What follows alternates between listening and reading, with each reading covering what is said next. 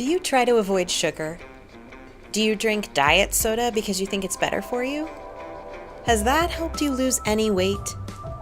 In the next 3 minutes, you will learn what artificial sweeteners really do to your body, if they're actually a safe alternative to sugar, and whether you should be using them at all. Sugar. We really love the stuff, but it's not very good for us.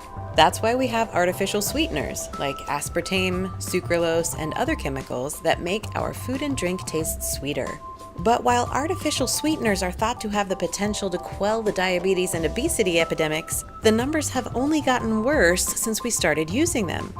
So what gives? Are low-cal and no-cal sweeteners lying to us, or is something else going on?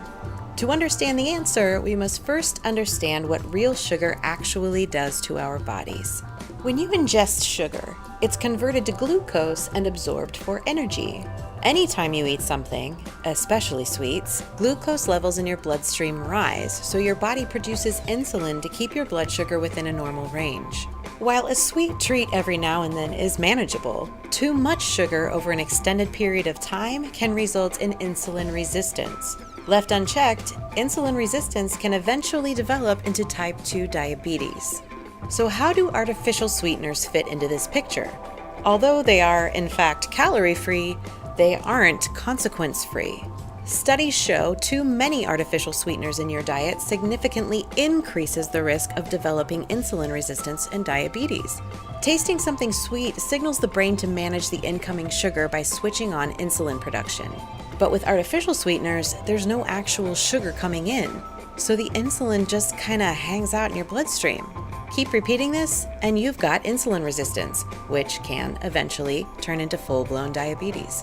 Artificial sweeteners are also indigestible by nature. They have no calories because they pass right through your body. They do spend some time in the digestive tract, however, where they can potentially affect your gut microbiome.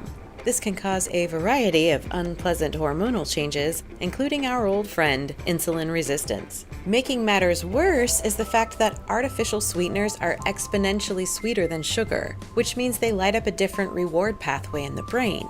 So even though they still signal for the production of insulin, the brain can tell when it's not getting real sugar. This could create a situation where your taste buds develop a tolerance for sweetness, but without the actual satisfaction that sugar gives, which just makes sugar cravings stronger and more frequent. And that leads us to yet another way artificial sweeteners can ruin your health.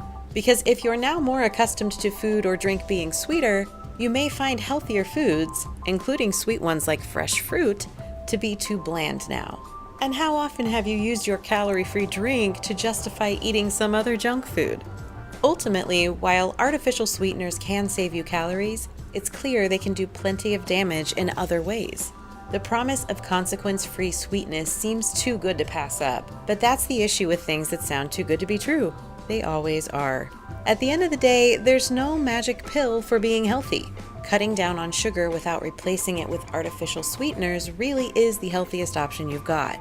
You don't need to completely deprive yourself, though. All you have to do is remember the magic word: moderation.